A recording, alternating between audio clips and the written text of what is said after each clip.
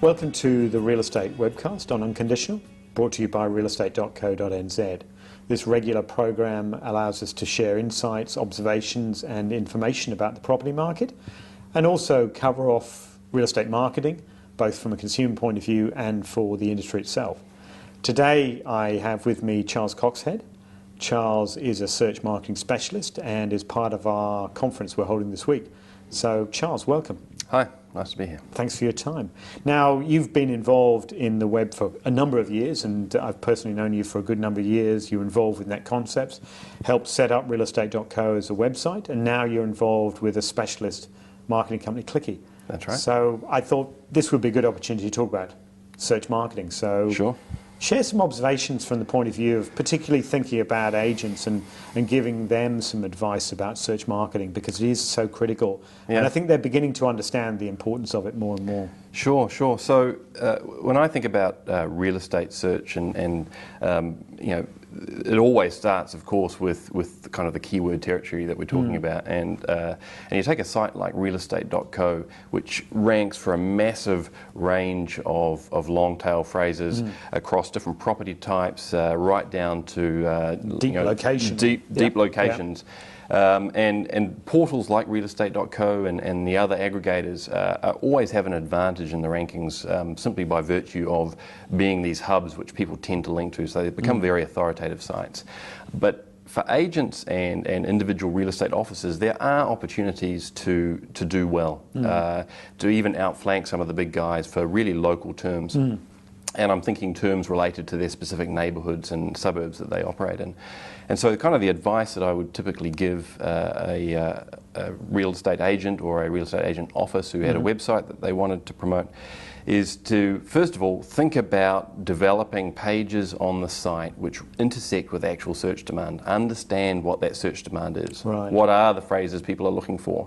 And you need to get a little bit scientific about that, actually, right? So people, you know, are searching for different types of property. They're searching for townhouses, they're searching for houses, residential houses, they're searching for units, all those different types of property. And then they're using different, you know, geo-targeted phrases to qualify those queries as well. So understand the search demand and make pages which meet that search demand. Right? And agents should know that. I mean, it's not saying they wouldn't, but it's got to be the thing where you really, in operating in a suburb, you know what people are most likely to search for. You know what those are. And that needs to translate into actual content on the site. And we're talking capturing those phrases, those words, those descriptors about the local community and how people might type that in to be found as a local expert. Point being, if you don't have a page about a particular topic, you're not going to rank for it. If you don't have a page about units for sale in your particular suburb, when people do that query, you're just not going to rank.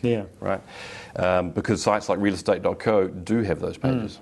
And in fact, you know, the small agencies and agent office websites, they can learn a lot by looking at the big guys, actually. If you study what realestate.co is doing, you can learn a lot.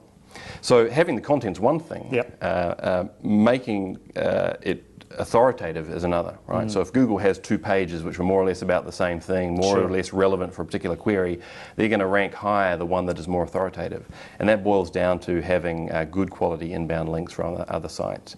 So if I'm a local agent or office in a particular neighbourhood or suburb, I need to start thinking about how I can get links to my site from businesses in that area. I need to own that particular niche. I need to get talk to other businesses in the area, perhaps get links from them, really build my link profile in the neighbourhood so that Google understands, or the other search engines all understand, that I am an authoritative site for those particular types of query.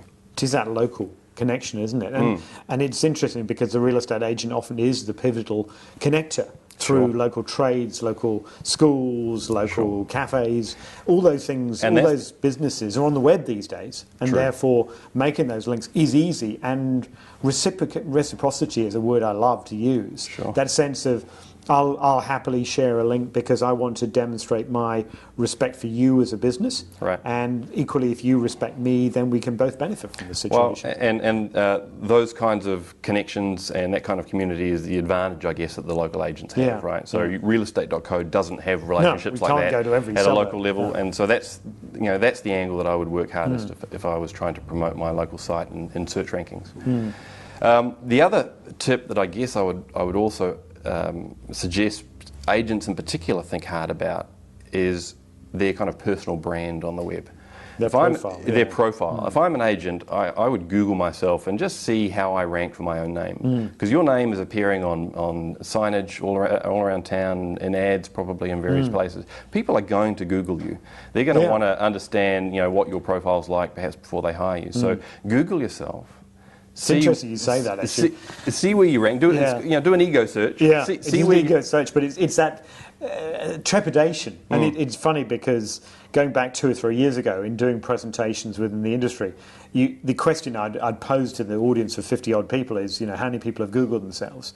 And barely 2 or 3 hands would go up. But actually now, the majority of people do. They do appreciate it. So I think it's so important to reinforce it. You've got to know how the world of the web sees you and judges you, and therefore be open to explore it yourself. Right. Well, and there's things you can do to kind of to build out your profile on the web.